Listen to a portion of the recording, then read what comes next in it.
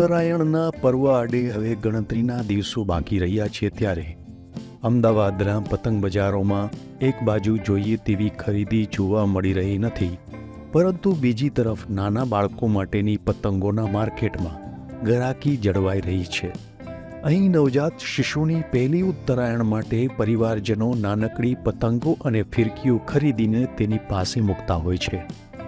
આ સિવાય પતંગના આકારના કિચેન, ઘરેણાં, મંદિરમાં મૂકવા માટેના પતંગો જેવી અનેક નાનકડી ચીજવસ્તુઓનું એક આખું માર્કેટ તૈયાર થઈ ગયું છે.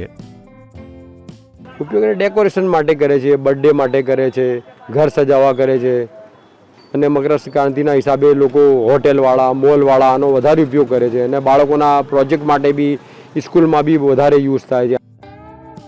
નાની પતંગોની વાત કરીએ તો ઉત્તરાયણ દરમિયાન લોકો ઘરો, દુકાનો, ફંક્શનો, પાર્ટી પ્લોટ વગેરેમાં ડેકોરેશન કરવા માટે તેનો ઉપયોગ કરે છે. આ સિવાય ધાર્મિક કાર્યક્રમોમાં પણ તેનો ઉપયોગ થઈ રહ્યો છે, જેમાં મંદિરો, હવેલીઓમાં ભગવાનને પતંગોનો શણગાર કરવામાં આવે છે.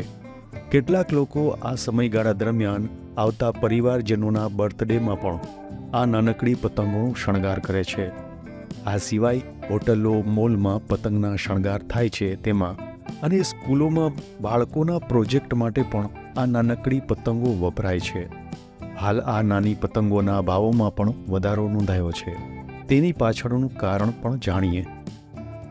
વધઘટ રહેવાની છે તો રહે છે જ, કેમ કે આ વખતે કમાન્ડડા જે પતંગ બને ને એ છે કે આપણે કલકત્તા અને આસામથી આવે સાહેબ. ત્યાં ત્યારે પૂરના હિસાબે બધો માલ એ લોકોનો બહુ બગડી ગયો હતો, ભાવ બહુ વધારે હતો, એના હિસાબે આ પતંગવાળાને બહુ આ વખતે મુશ્કેલી પડી છે.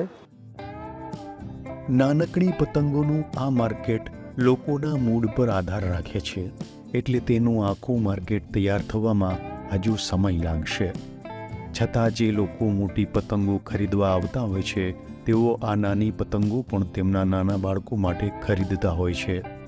હવે બાળકોમાં પતંગો ચગાવવાનું ચલણ ધીરે ધીરે ઘટતું જઈ રહ્યું છે, ત્યારે તેમને જો પહેલેથી જ આ નાની પતંગો અને ફિરકીઓ સાથે રમતા કરવામાં આવે તો ચોક્કસ તેનાથી તે મોબાઈલ જેવા વળગણથી બચી શકે છે.